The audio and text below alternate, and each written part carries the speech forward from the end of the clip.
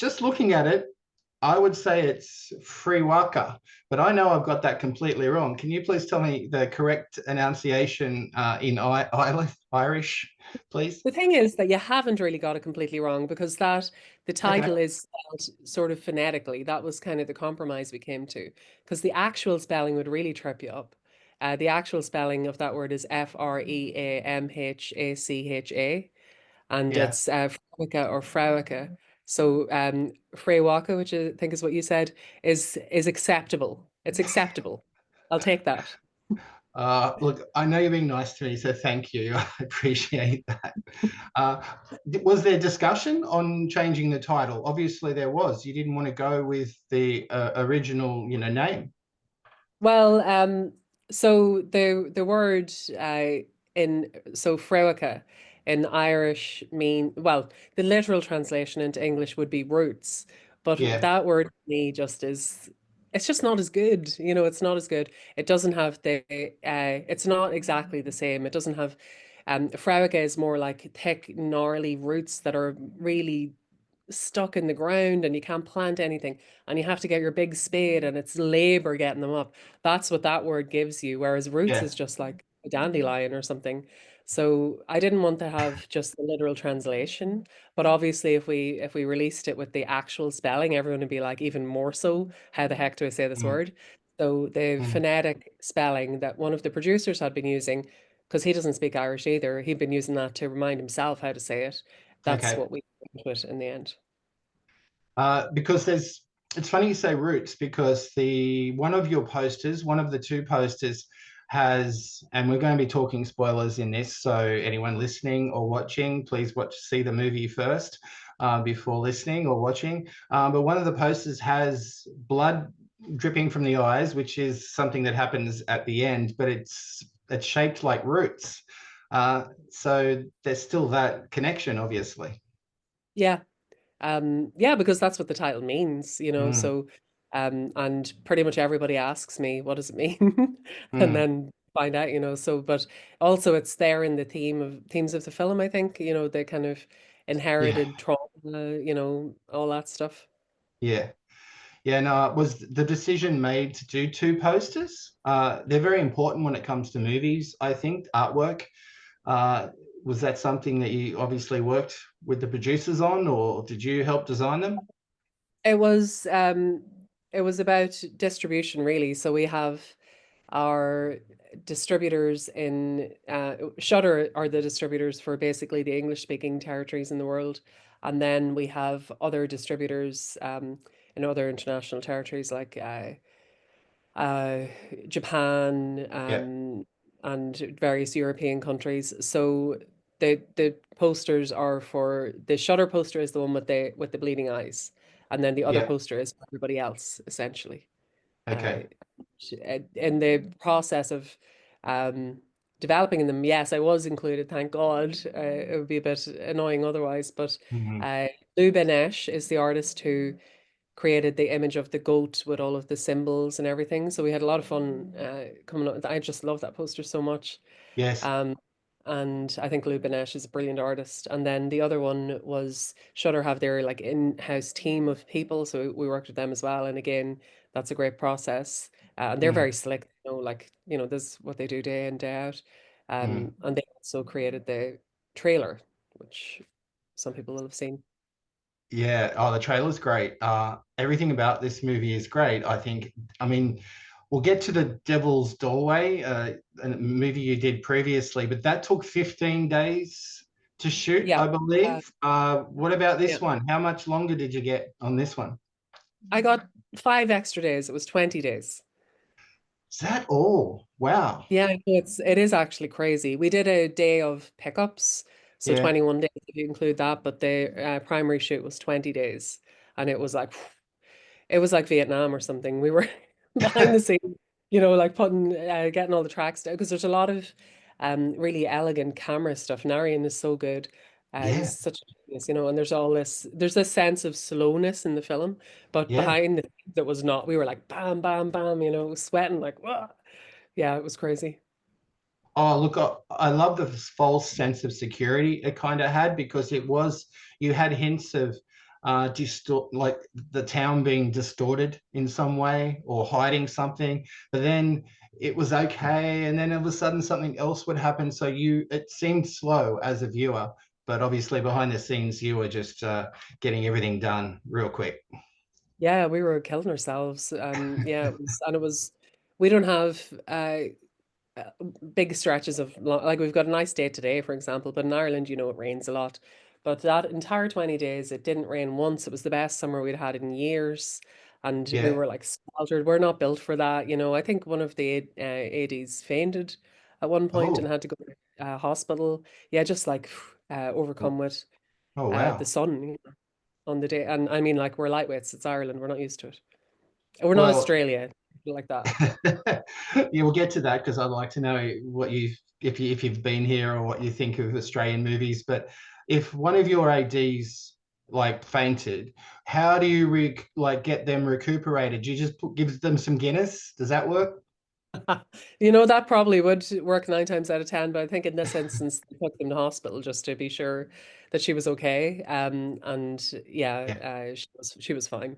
yeah. She's Oh, back in it. I'm just making light of it. I hope she is okay. I Yeah, mean, yeah. normally, I would say a bit of Guinness can fix anything. If you've got a broken leg, just have a pint of Guinness, you'd probably be fine. Well, before we get off the Guinness, I was thinking, maybe craft services had Guinness available, or did no craft services on a 20-day shoot film? I'm afraid not. No, we probably should have had some kind of uprising, but we did not have any Guinness. Only at the wrap party. Well, and if you're getting like nominated for something, or this movie gets talked about even further in time to come, I think you'll be drinking it because it deserves celebration. This film, I really enjoyed it. Uh, Thank you. You're welcome. The choice of language. Now, when it first started, I got a bit of a shock because I got no problem with subtitles, but I could understand some of the words that were coming out of the actors' mouths. But then it turned into sort of Gaelic as well. Uh, was that something was that pushed up against, or was it something that you're allowed to do? Because sometimes subtitle movies in, say, the US or other countries get sort of frowned upon, if that makes sense. Well, so the film is like, I think it's like 75% in Irish language. So at the Yeah. beginning, some people get that false sense of security because they're like, I thought this was in Irish, and then but they're speaking in English, Once the main character is introduced, she speaks in English for the first few minutes. Yeah, But yeah. it's basically this film was financed completely by the Irish language broadcasting. So in Ireland, we have an Irish language broadcaster Okay. called TG4 or TG Cahir in Irish, and they made the movie The Quiet Girl. If you remember that, it got Oh, nominated for an Oscar the previous yeah. No, year. I saw it. We have a Irish film festival that runs in Sydney. I Ah, think it actually goes excellent. around Australia, but that's where I saw it at the Irish Film Festival a couple of years ago. Yeah. So basically, TG4 a number of years ago decided that they maybe like 6 years ago decided that they wanted to start making films for an international audience instead of previously had been more kind of inward looking for people who spoke the language on the island. Okay. So The Quiet Girl was maybe the fourth one of those. And then obviously it did phenomenally well. I And did. then Yeah. I had written an Irish language film for another director. It's the first and only time I've ever done that, by the way.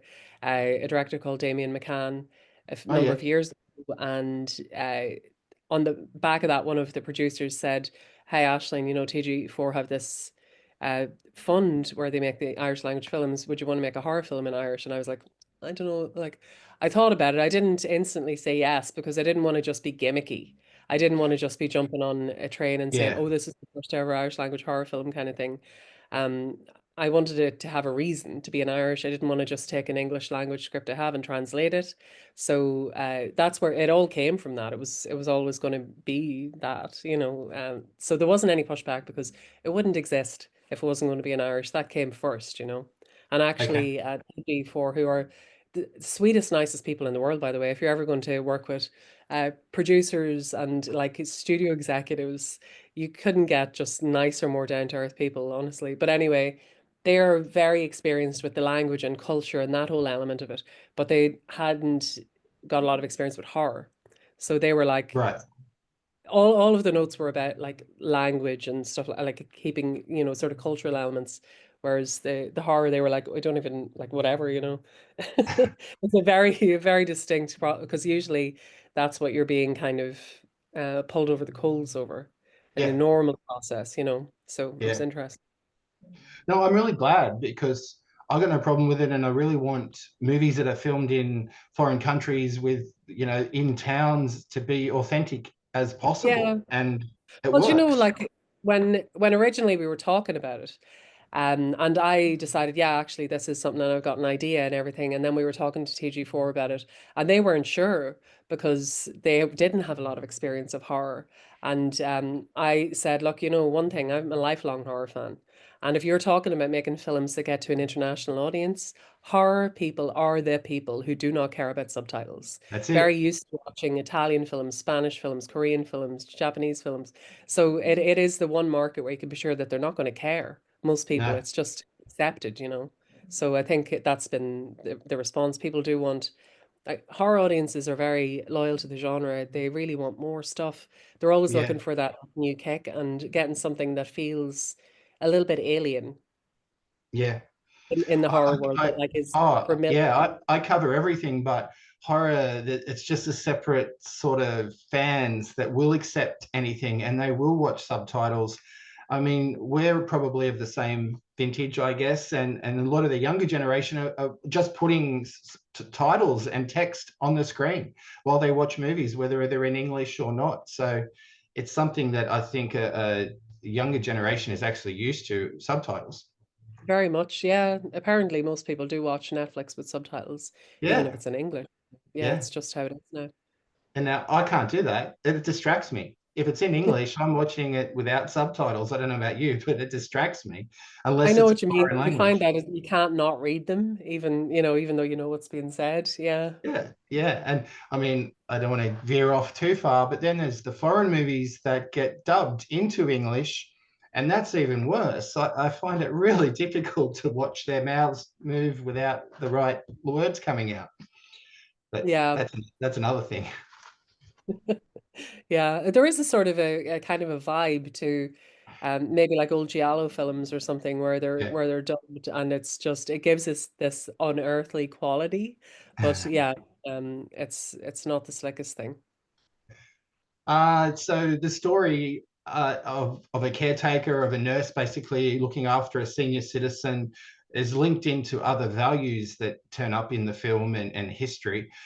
Did you come up with it? Did you write it yourself? Did you get an idea about the film from someone else, or did you read about an incident like this?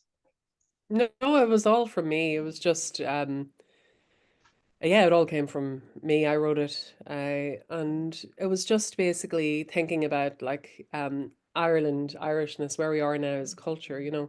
So Yeah, Ireland, we're actually in a really good moment. We're doing really well, and nobody has a problem with the Irish. We haven't done anything bad to anybody else. But our public face is very kind of like progressive and like really like, we're good at parties. We're just like the friend of the world, kind of, and good crack, as we say.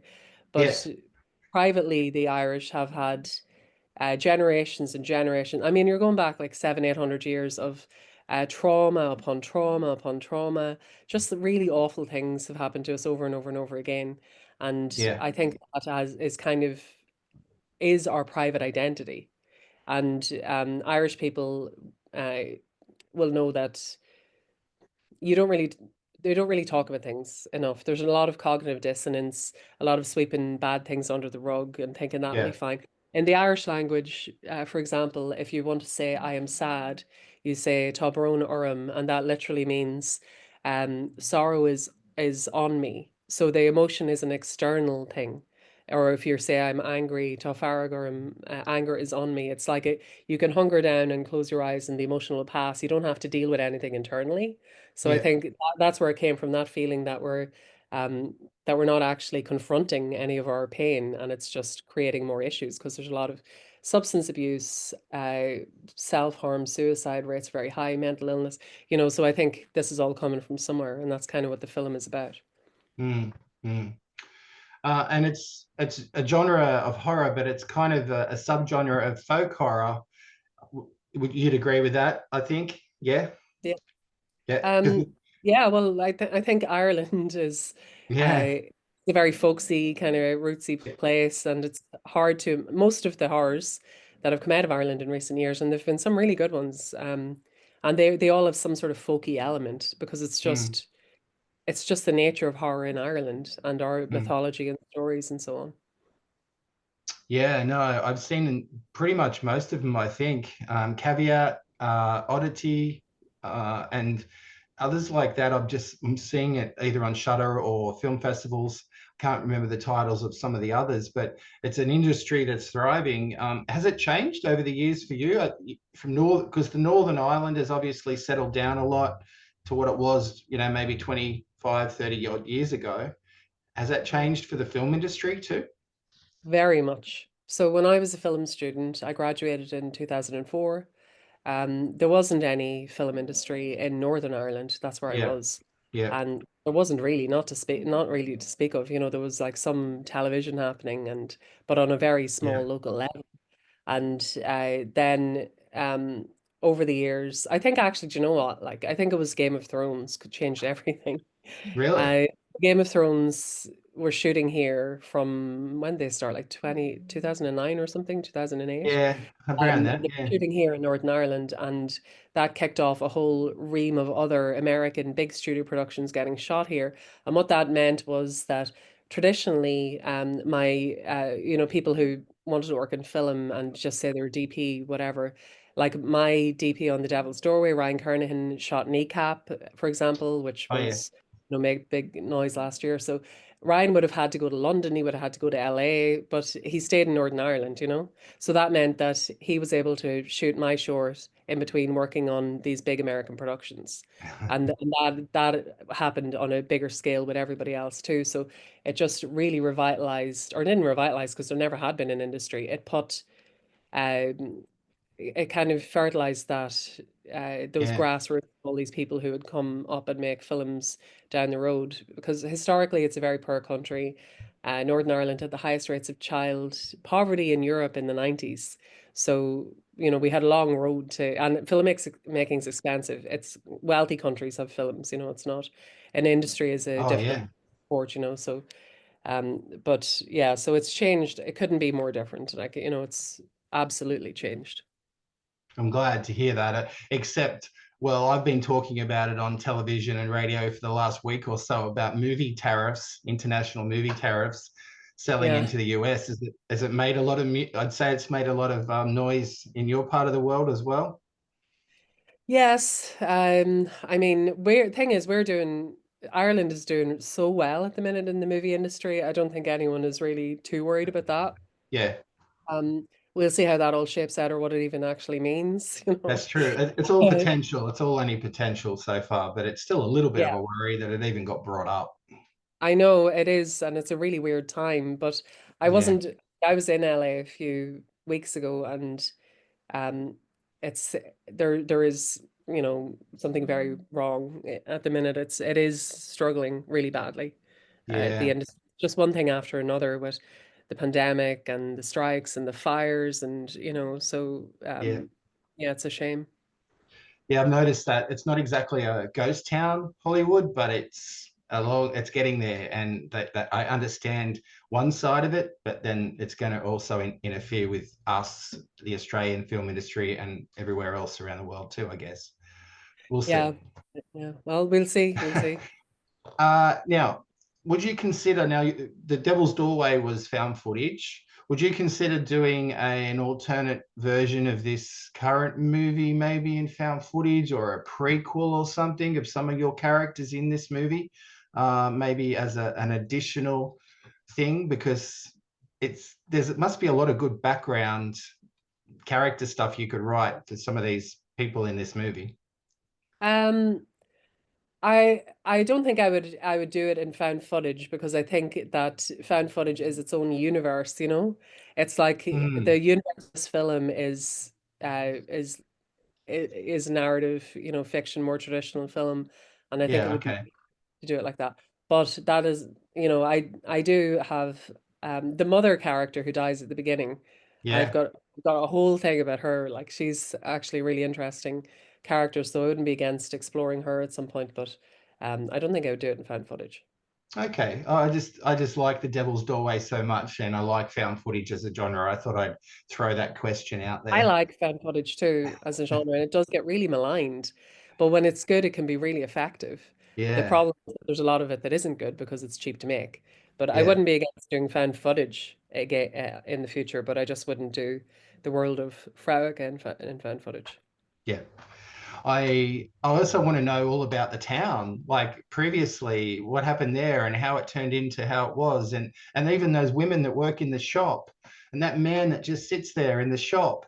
Like, I want to know about Well, them. yeah, That that's sounds just a normal so town. yeah, That's oh, just really? well, it's not that far away. Yeah, no, it's kind of like that, in more rural areas. And I base that the character in the shop and the man are sort of based on people that I knew in Okay. ran a shop near me, but actually extremely sweet people that I have a lot of affection for. So I hope they don't see this and get offended. But well, Oh, one dead. But anyway, yeah, no, it's the town. Apart from where it goes, ultimately, the town hmm, is that's kind of what it's like in rural okay. Ireland. Like it's a little bit heightened, but it's not Yeah. that far. I really like that long driveway where the ladies walk, and there's two or three different scenes there, and the camera moves around, and there's things rustling in the grass and whatever. I love that. It's just a natural. It's so cinematic. I love that part when it was on. Thank you. That was so the house itself did have its own long kind of drive, but then Yeah, for various reasons we had to shoot that walk scene. We had to find like somewhere else. So yeah. we actually really rustled that up on the day. There was sort of Okay. logistic reasons that are too boring to go into that we had to find somewhere. But again, it's Ireland. It's like rural back roads country. It was a case of you don't have to get like we just had to go up and to people's houses and say, "Do you mind if we sit here for a couple of hours? And it'll be really nice to you and everything." That's And they nice. just like that's kind of how we did that particular bit. Oh, that's really nice to hear. So there was a community effort.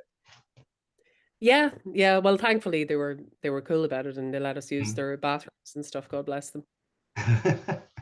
uh, Going back to the writing of the screenplay, a lot of movies can be turned into novelizations now. They seem to be coming back a little bit like vinyl records. They're kind of coming back, a novelization of a movie. Was that something you'd be interested in doing? Maybe putting some extra things in the screenplay and releasing it as a book? I had never thought of that in my life. It had never occurred to me. I don't know. Like Okay. maybe. I do have a lot of there always is for me a lot of satellite stuff that I know that isn't in the film but that's kind of informing the character. Like Claire and I Okay. played Shu or Tara who played the mother would have these conversations but all this stuff that you never know about. So there is stuff there, so who knows? If someone asks me, maybe I'll do it. Yeah, well, as an example, Quentin Tarantino wrote Once Upon a Time in Hollywood as a Yeah. novel, added stuff, and it was a big like it was a good bestseller. So it's just something I think you could do. There's so many fractions to your story you could extend. That's all. Just an idea. Interesting idea. Very interesting idea. I shall think about Just thank me in the book, okay? At the end with the thank yous. that. Now, I want to talk about Claire, obviously casting her, but first, Olga. When she sniffed the door, that scene, was that something spontaneous or was that written in the script because it was creepy? That was written. Oh, okay. And Olga is a trooper, she's great. So she just went with it, like, you could, Yeah, yeah. she's just one of those people who's a total pro and nothing phases her really. So she's just like, okay, like, I'll just do it like this. And then gave it a go. And it was like, that's amazing what you just did. Let's do that. Oh, it Um, was yeah, good. It was cool. We had to do a little bit of cleanup in post-production because she like pressed up against it so enthusiastically that there was some of her makeup smeared on the door. Okay. Yeah, there Yeah, was a lot but of close-up shots of her. yeah, she's got a great face. Yes. She's been in another couple of Irish. She's been in quite a few things, but she was in a film called Without Name that was made by Lorcan Finnegan, who just did The Surfer. Yeah. Um, so Over here, the Surfer was filmed in Western Australia. that's right, of course it was, yeah. Yeah. And it's just about to come out. I think next week it gets released, or maybe Yep, the week after, but it's pretty soon. Yeah. yep. Okay, so Olga and Claire and Aleksandra, did you know those three previously, or how did they come about being cast? Claire, I knew from Dinnan, which was the film that I'd written for Damien McCann. She was in that. Okay. Um, and Olga, I knew. I'm trying to remember.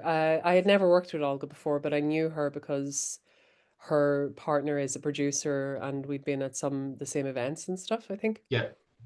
And I knew she had Irish. She doesn't actually speak Irish in this film, but when I was first looking at casting, it was slightly different. But anyway, then who else were you asking me about? Oh, Bree. Aleksandra.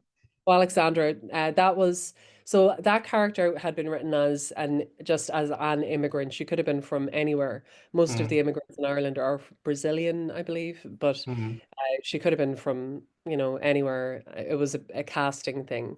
And yep. then the casting director had just been to, this was just, after or during, just after the beginning of the war in Ukraine. And she had been over there doing workshops. So she knew a number of really good young actresses that were like looking for opportunities and stuff. So it came out of that. Okay. And Claire being your main, I guess your main character. Peg is also a main character, but Claire really, I don't know, as she sort of had layers of different characterizations about her, and she was in two minds or three minds about even what was going on with her fiance to what was happening in the town, and her own personal stuff with the mum. Great choice of picking Claire. Like you knew that she was the one to play Shu.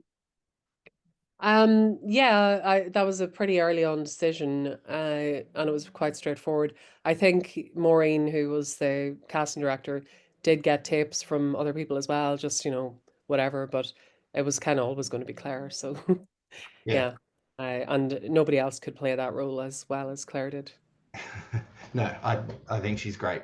And 20 days to shoot, but like concept from conception to being released, was there a couple of years period, or how long was it from script to screen to release? Well, I mean, the thing is that these things take bloody ages, Mm, and also, especially as an indie filmmaker, you're juggling several plates. So I wasn't working full time on FREWAKA until we were actually in pre-production. I was okay. doing other things, and I didn't, you don't even know which film you're going to be making next because there's so many moving parts. So I think the first conversations about it were in like 2019. And then I think I was Wow. writing the script in 2020, maybe delivered the first draft in, no, delivered the first draft in 2020. Yeah. Uh, and then you have to wait 3 months to get notes back. Then you do another draft. Then you have to wait 3 months. So there's a lot of that. It's not focused full on. So yeah, but I think that the first conversations, 2019. That's about when The Devil's Doorway was released, wasn't it? Around that Yeah, time? yeah, it was actually not that long after that, yeah. I remember Yeah. working during COVID, so that's why I'm thinking we probably started talking about it the year before. Was Shudder always on board, or did they come in a bit later and after it was completed? They came in later. I'm trying to remember what point. I think we were in post-production. No, Okay, actually, great. we finished because it premiered at the Locarno Film Festival in Switzerland in Yeah. August last year, and they bought it there. I'm so happy they did because now there's eyeballs from around the world watching it and getting freaked out. Shudder is such a great platform for horror. Yeah. So can I talk a little bit about The Devil's Doorway now? Yeah. It stands the test of time, and I think that found footage can work or can't work. It's not really a type of genre that sits on the fence, because there are some pretty ordinary ones out there, but there's also some cutting edge ones that don't have to do much without being creepy. And you look like in that movie that you've just used every single avenue you could to create atmosphere. Is that right? Yeah, I mean, that was a very quick process. So, how that had happened, I used to work in TV and I had done a ton of research into Magdalene laundries for a documentary that didn't end up getting made. But I'd spoken to Yeah. women who'd been in these places, I'd spoken to people who were trying to find their mums from all over the world, from Australia, from America. And I also knew that the last one had closed in 1996, which was the year before I had my son as a 17-year-old. So Wow. I Okay. very close to the issue of Magdalene laundries. Mm, And what happened was I had made a number of short films that were financed by Northern Ireland Screen, and they knew that they contacted me and said, there's a producer who wants to make a found footage film in a Magdalene laundry. Will you talk to him? And he didn't have a script. That was literally all he had was a found footage film in a Magdalene laundry. yeah. Yeah. Thought, oh my goodness, this could go really badly, this could be handled really badly. But it's an interesting idea. So I met up with him and I said, hey, why don't we the original idea he had was to set it, in modern, in an abandoned space, kind of like Grave Encounters or something. And I said, why don't we set this in 1960 when these places were heaving with people? And then you shoot it on 16 millimeter, and it Yeah. has an aesthetic from all the other found footage movies we see out there and all that. I pitched really hard for it because I didn't want somebody else to make it and mess it up. Good. I didn't want No. to insult the whole memory of Magdalene Laundries. So that's kind of how that happened. And then we got but it's because the whole project was meant to be a quick fan footage film. It'd be improv. We get some actors and shove them in there and scare the crap out of them. That was what it was meant to be. The whole thing had to be done really quickly. So they gave us the go ahead in the May or the June of that year, and then we had to have principal photography done by December. So there Yeah. was no script. So that was everything, including writing the script, had to be done in that time because this isn't a film that could be improv. Um, No. the irony Like, is the reason that they put me in touch with him in the first place was because I'd done theater and they thought Aisling can do improv. But then instantly I was like, we can't improv this. We have to write a script. yeah. So it was very quick. And there wasn't a lot of money. It was 230,000, which is considered ultra low budget. And a very quick pre-production period, a very quick shooting Mm, period. Writing the script was super quick as well. It was just like bam, bam, bam. mm, So you had to when you do something like that, and it's sort of like with Frog as well, knowing it only 20 days, you have to make sure that you can really trust your HODs, that you have people who are going to do an extremely good job and that completely know what they're doing because there's no room for failure. yeah. So yeah, it was you have to take advantage of everything that you can. Well, you did. You got lightning in a bottle. Thank you. I've never heard of a Magdalene laundry before. After seeing the movie, I obviously did, and then I looked up, some facts about them. But shocker, like Yeah. it's not great at all, but a really good subject to throw into a movie like this and scare you. Yeah. Yeah, I mean, like, it's one of those things where it's such a stain on Irish history and there's so much trauma created out of it Mm, that it's really, you're really setting yourself up to be mm, for making a horror film about this. You know what I mean? And people say this is horror enough by itself, but I think some of the best horror movies are using real life, real pain and trauma. Um, to create horror, and that's very useful in terms of yeah, uh, helping us to kind of unpack and understand these things. I think it does have a very sincere role to play in that because we can make sincere drama films, and there is a really great movie called The Magdalene Sisters by Peter Mullen. yeah. Um, I've seen horror it. does Yeah, something. yeah. Horror does something else because it's working with metaphor in the dream space. It does Mm. something that's almost gentler at helping you to kind of think about real life trauma. So I think there's a place for it, but you have to be a bit brave.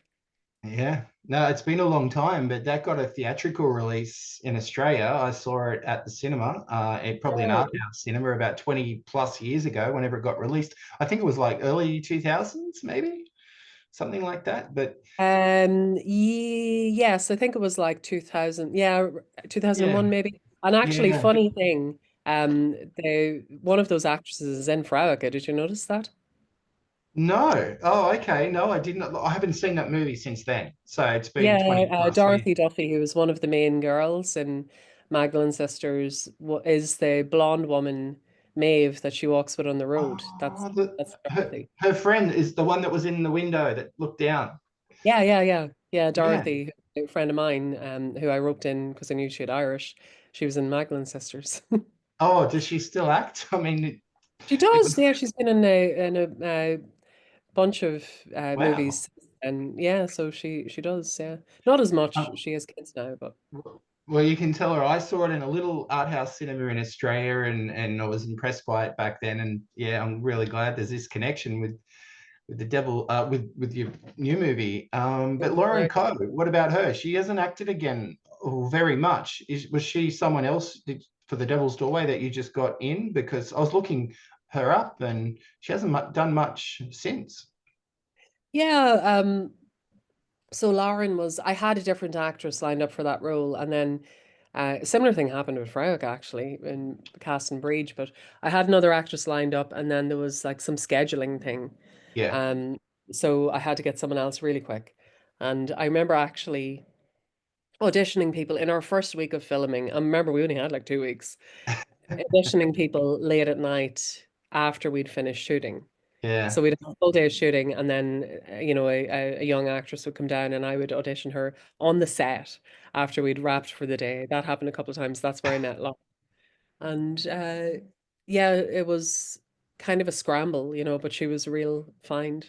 I don't know why she Oh, hasn't done much. I think she's done a good bit of theater, maybe. oh, maybe that's it. Yeah, well, you set her hands on fire. She was elevated. She went through some trauma in like obviously the movie's traumatic as it is, but her character is all over the place. So it was a lucky find. I'm sorry that you lost your other the talent cast member that you were going to cast, but Lauren was great as Kathleen. Yeah, yeah, I think so. And particularly in that birth scene where it's like a Oh, locked on camera close up, and that's mm, really an ordeal for an actor to shoot something like that. So she did a mm. phenomenal job, and she was only like 17 or something. She was Okay. young. How did you set her hands on fire? Was that just gloves that went on fire or something? I'm trying to remember exactly. Now we had stunt people obviously who were like Yeah. their job was Okay. to take care of It all that looked stuff. it looked for an indie I think film, a low budget film, it looked really good, and because it happened so suddenly. yeah, I think it was there was some sort of protective element of patch or something on her hand Yeah, and yeah. some sort of like, I don't know, I can't even remember, but it was yeah, it Okay. was the stunt people that all the credit for that goes to them. And then also the stunt stand-in who did the levitation because that was tough too. Hmm. Yeah, well, that's interesting that you were getting people to audition on set. I mean, very claustrophobic and hidden doorways and things like that. And it was a bit old. It was a shoot? Wasn't it in obviously a location that existed, or was it a set? It was two locations that existed and Mm, Cathleen's cell was a set. mm. So we shot it in an old house in Belfast, formerly belonged to Lord Craigavon, and then was a hospital during the a Somme hospital. And then we had uh, an old linen factory, linen mill that worked for all of the big spaces in the laundry. And Okay. then Catherine's cell we built. Well, it looked great and creepy and just claustrophobic enough to capture your attention and keep guessing what was going to happen next. I really liked it. Did you get royalties from it? Do people still talk to you about that movie? And it People really do still was. talk to me about it. I don't get royalties because Oh, I didn't even have an agent at the time. So like, oh, I didn't, it is what it is like, but I think it did quite well for Yeah, such a small film, especially in South America. I think it was like the one of the top grossing Brazilian horror movies that year, and that's a yeah, big market. that's great. But I'm glad that it is still. Still get asked about it, and I'm glad that it still has a life. Yeah, yeah. Something else you could extend and write it in a novelization form if you've still got the original script and you could extend it, modernize it a bit. Yeah, yeah, you probably could indeed. Yeah, Yeah. maybe So you. I'm just bringing some You're ideas bringing all these for you. ideas. I think you're a talent. That's why I'm not just saying it. Yeah, I hope Shudder have signed you up for more movies. What is coming up next? Are you allowed to give me any exclusives or maybe a hint of what you're up to next? Well, in the grand tradition of this world being what it is, I'm juggling spinning plates. So I've got a bunch Okay, of things kind of in the pipeline. I will hopefully be doing something with Shudder again. I have a project in development with Paramount, good. and what else have I got going on? I have another uh, project with the producers from FREWAKA as well. Okay, And I've got six or seven different things I'm kind of spinning around. So at various stages. I don't know is the short answer okay. to that. It'll depend on who gets the financing together, which moving parts get put together quickest kind of thing. But hopefully I'll be shooting something next year. I hope so too. Maybe you can get the old 8mm camera out or the old 16mm camera out and just do some another short because you did it. Is that how you started getting into the film industry by doing shorts and you've always been interested in making movies, not acting? Yeah. Um, yeah, I mean, my dad was big into movies, and I mean, he was just what we call a bread man. He drove a van for a bakery, Yeah. but he was really into movies. That was kind of his big thing, and he had a 16 millimeter, like a Cinecam, when I was a kid, and we shot little skits together actually, which are probably my Okay. first horror films. You know, I've been trying to find them. My Oh, mother swears they're somewhere, like so trying to search the house. But my whole life I was kind of into that, and I never really thought about acting. Actually, never crossed my mind. I always wanted to tell stories, and I think actors actually have a really I don't know how they do it. It's such a tough life. You're at the mercy of other people coming up with things that are going to have the right part for you, and yeah, mm. so much of it is luck and everything. Where yeah, I think that would be, and also I wouldn't be any good.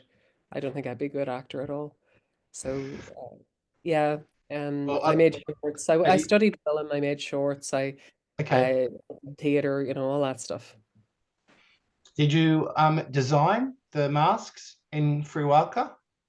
The masks in FREWAKA are based on, so there is a tradition in Ireland called Straw Boys.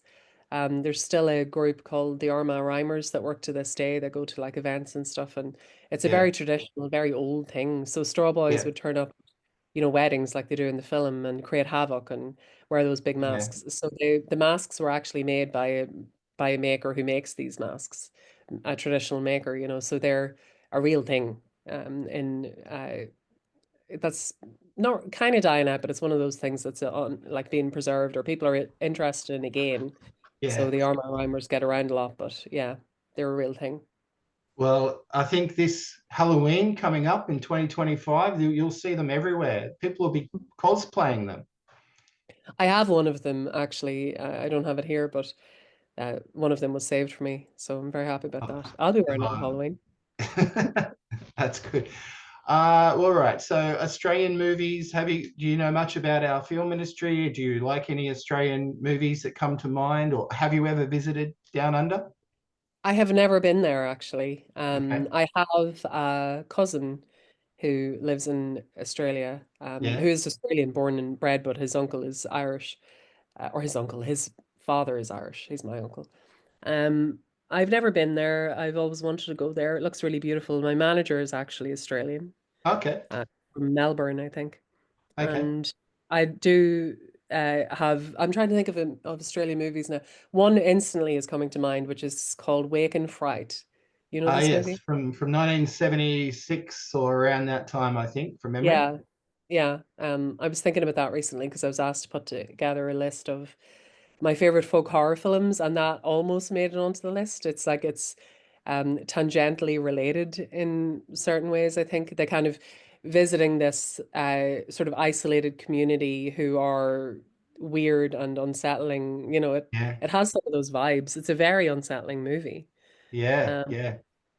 So and unsettling, I'll never watch it again. I've seen it once. yeah, it is really, yeah, it is a really hard watch actually, but it's a good movie though. Did you know there was a remake of it maybe 5 or 6 years ago? Did not know that Yeah, actually. there's a remake of it. I think it was made for television or made for streaming. I can't remember because it didn't make it to the theater. So yeah, if you're interested, they kind of updated it a little bit. But yeah, it's still just as awkward to watch. It's Yeah, got it's such a David comfortable Wenham from watch. it. From memory, I think David Wenham's in the new one. Right, yes, yeah, no, it's a good one. And then Lake Mungo as well is, Okay. Yep. uh, found footage, kind of standalone. It's got Yeah. such a special feeling to it. I think that's what I've kind of taken from Australian movies. There's a certain kind of flavor that's very distinct. And believe I believe you're right. I mean, I grew up on, and I'm still an advocate for Australian movies and our film production and that. And so many movies do get released here, but just get forgotten. They don't make it overseas. You know, they sort of disappear. Some go onto streaming, but it's like that with every country, I guess. But we have a unique, like all countries, Ireland as well. You have a unique film industry that pump out these movies that are genuinely local, which I like. yeah, yeah, it does have that feeling. It's yeah, that there's an Australian flavor Yeah. to Australian movies, which I think is a good thing. Now, I'm aware of time. I don't want to take too much more of it up. You're very generous, and I'm loving talking to you and meeting you. But when you made your list of folk horror movies, I'm assuming I've got five here. So tell me if these are on it. The Wicker Man, is that on Yes, your? the man is on it. Of course it is. Midsummer, Um, Midsummer is on it. Yes. Hereditary. Hereditary isn't on it, and I had like long lists and short lists, and it almost was, but I didn't put it on it in the end. I think Yeah, it doesn't have uh I mean it has folk horror end, but yeah, true. you But know, I had to include it because of Australian Tony Collette. I love Toni Collette. Toni Yeah. Collette is fabulous. Oh, Uh yeah. just such a phenomenal actor and so like versatile. She's really one of a kind. Absolutely love her. Oh, uh, she's one of three or four that I would watch anything. I mean, I do watch anything as it is, but when her name is on the cast list, I'm there. You know that She's she just is definitely going to do a good job, even if the movie is otherwise falling down. She's always going to be so watchable. Love her. that's right. Two more. The Witch or the Vitch. No, did I? I'm just actually looking. I didn't. No, I did. I did put it on in the end.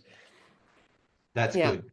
I think because it revitalized the contemporary folk horror, it's what made everybody think, ooh, folk horror again after having it, sort of tailed off for quite a Yeah. long while. And one that's my last one is Hellbender, which is another Shudder Yes, film. I've seen Hellbender, yes. Yeah, it's Yeah. great. Is that on your Yeah. list? It is not on my list, but I understand why it would be on your list. Well, it's on my list, one, because of the music in it. I love the little musical interludes and the family that made it, the filmmaking family uh, who put it together. And they've done a few. Yeah, and they've done a number of things. I think they've got a new movie coming out actually. Yeah. Okay, so I promise I'm finishing up. Two quick questions. Can you surf?